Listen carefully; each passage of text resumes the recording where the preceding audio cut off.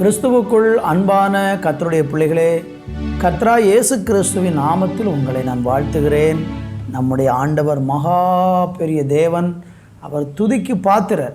அவரை எல்லாரும் சேர்ந்து ஸ்தோத்திரம் பண்ணி மகிமைப்படுத்துவோம். கர்த்தரை துதியுங்கள், அவர் என்றும் நல்லவர், பேரன்பு என்றும் உள்ளது. கர்த்தரை துதியுங்கள், அவர் என்றும் நல்லவர், பேரன்பு என்றும் உள்ளது.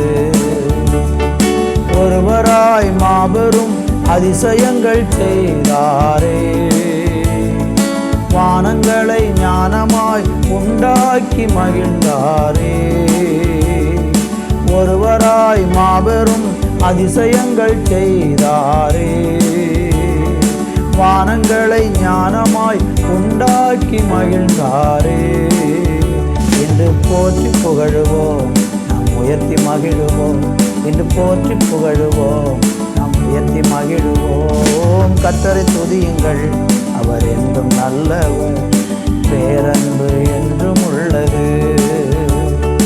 கர்த்தரை துதியுங்கள், அவர் என்றும் நல்லவர், பேரன்பு என்றும் உள்ளது. செங்கடலை இரண்டாக பிரித்து நடக்க செய்தார், வனாந்திர பாதையிலே ஜனங்களை நடத்தி சென்றார். செங்கடலை இரண்டாக பிரித்து நடக்க செய்தார், வனாந்திர பாதையிலே ஜனங்களை நடத்தி சென்றார். இன்று போற்றி புகழுவோம், நாம் உயர்த்தி மகிழுவோம். இன்று போற்றி புகழுவோம், நாம் உயர்த்தி மகிழுவோம். கர்த்தரை துதியுங்கள், அவர் என்றும் நல்லவர், பேரன்பு என்றும் உள்ளது. கர்த்தரை துதியுங்கள், அவர் என்றும் நல்லவர், பேரன்பு என்றும் உள்ளது. உங்கள் நாமத்தை நாங்கள் உயர்த்துகிறோம் அப்பா. ஜனங்களை வனாந்தர பாதையில் அழகாக தேவன் நடத்தி வந்தீரே, அதே போல எங்களையும் இந்த உலகத்தில் அருமையாக நடத்தி வர நீர் வல்லவராய் இருக்கிறதற்காய் நன்றி. தொடர்ந்து கூட இயேசுவின் நாமத்தில் பிதாவே, ஆமேன், ஆமேன். அன்பு தேவ பிள்ளைகளே, இந்த நாளிலே நம்ம தியானிப்பதற்கு 2 கொரிந்தியருக்கு எழுதின நிருபம் 1ஆம் அதிகாரம் அதனுடைய 10வது வசனத்தை வாசிக்கிறேன். அப்படிப்பட்ட மரணத்தின் நின்று அவர் எங்களை தப்புவித்தார், இப்பொழுது தப்புவிக்கிறார், இன்னும் தப்புவிப்பார் என்று அவரை நம்பி இருக்கிறோம். அன்பு தேவப்பிள்ளைகளே, வாசித்த இந்த வசனத்தை பாருங்கள். அப்போஸ்தலனாகிய பவுலனுடைய வாழ்க்கையில் பயங்கரமான பாடுகள் நிறைந்த ஒரு வாழ்க்கை அவரிடத்தில் இருந்தது.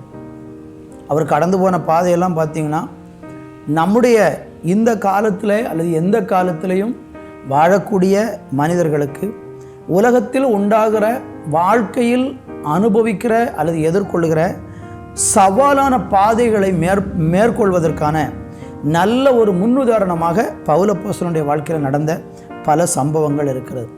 8வது வசனம் சொல்லுகிறது, ஆகையால் சகோதரரே, ஆசியாவில் எங்களுக்கு நேரிட்ட உபத்திரவத்தை நீங்கள் அறியாதிருக்க எங்களுக்கு மனதில்லை. ஏனெனில் பிழைப்போம் என்கிற நம்பிக்கை அற்று போகத்தக்கதாக எங்கள் பலத்திற்கு மிஞ்சின அதிக பாரமான வருத்தம் எங்களுக்கு உண்டாயிற்று. அருமையானவர்களே, அப்போஸ்தலனாகிய பவுலுடைய வாழ்க்கையில் பலவிதமான பாடுகள் குறிப்பாக அவர் ஆசியாவில் அல்லது குறிப்பாக எபேசு பட்டணத்தில் அவர் பட்ட பாடுகளை பற்றி சொல்கிறார். அவரை அடித்து அவர் மரித்து போனார் என்கிற நிலையில் அவரை வழியில் வீசி எறிந்து விட்டு போய்விட்டார்கள். அந்த சமயத்திலையும் அப்போஸ்தலனாகிய பவுலுக்கு தேவன் துணை நின்று அவரை ரட்சித்து மறுபடியும் ஜீவனை கொடுத்து காப்பாற்றினதை குறித்து இங்கே சொல்கிறார். அப்போ அவர் சொல்கிற வார்த்தையை கவனிங்களேன், தப்பி பிழைப்போம் என்கிற நம்பிக்கை அற்று போகத்தக்கதாக பலத்துக்கு மிஞ்சின ஒரு பாரம் வந்தது அப்படின்னு சொல்கிறார்.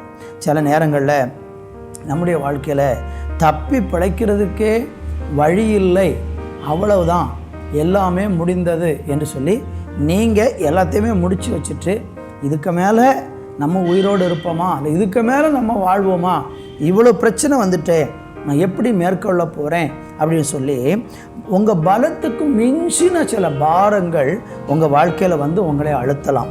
ஆனால் பவுல் அடுத்த வசனத்தில் பாருங்களேன், 9 சொல்கிறாரு, நாங்கள் எங்கள் மேல் நம்பிக்கை இராமல் மரித்தோரை எழுப்புகிற தேவன் மேல் நம்பிக்கையாய் இருக்கத்தக்கதாக மரணம் வருமென்று நாங்கள் எங்களுக்குள்ளே நிச்சயித்திருந்தோம். பார்த்தீங்களா?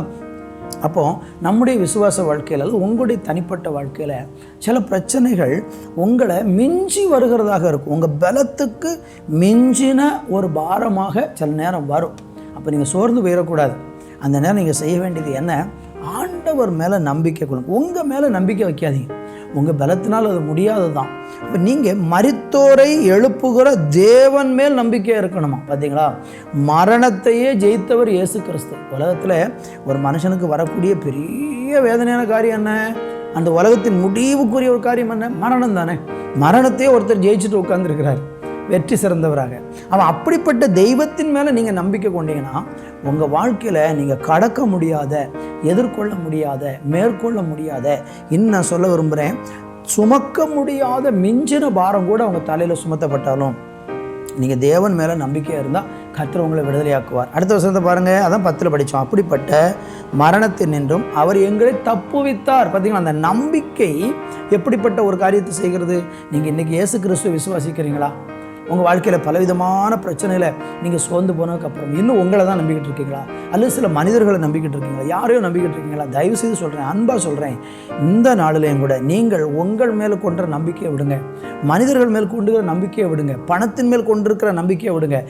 நீங்கள் தேவனை நம்பினால் அவர் சொல்றார், மரணத்தின் நின்று அவர் எங்களை தப்புவித்தார். நான் நிச்சயமாக சொல்கிறேன், உங்களை ஆண்டவர் தப்புவிப்பார். அடுத்த வார்த்தை, இப்பொழுதும் தப்புவிக்கிறார். 3 காலத்தை பற்றி சொல்கிறார். இப்பவும் தப்புவிக்கிறார். அடுத்து சொல்கிறார், இன்னும் தப்புவிப்பார். பார்த்தீங்களா? அப்போ எல்லா காலத்திலையும் தேவன் நம்ம கூட நம்மளை தப்புவிப்பார். செய்ய வேண்டியது ஒன்று தான், உங்களை நம்பாமல் மரணத்தை, மரித்தோரை எழுப்புகிற தேவன் மேலே இன்றைக்கி நம்பிக்கையாக இருங்க. மரித்தோரை எழுப்பின தேவன் யார்? இயேசு கிறிஸ்து. இன்றைக்கி உங்களை அந்த சூழ்நிலையிலேருந்து எழுப்ப முடியும். உங்களை இன்றைக்கி இந்த பிரச்சனையிலேருந்து கைப்பிடித்து தூக்கி எடுக்க முடியும். இயேசு கிறிஸ்து ஒருவர் தான் மெய்யான தேவன். அவர் தான் மரித்தோரை உயிர்ப்பித்தவர். அவர் தான் மரணத்தை ஜெயித்தவர். அவரே மரித்து 3ஆம் நாள் உயிர் தெழுந்தவர். உங்கள் வாழ்க்கையுடைய பிரச்சனையை தீர்க்க மாட்டாரா?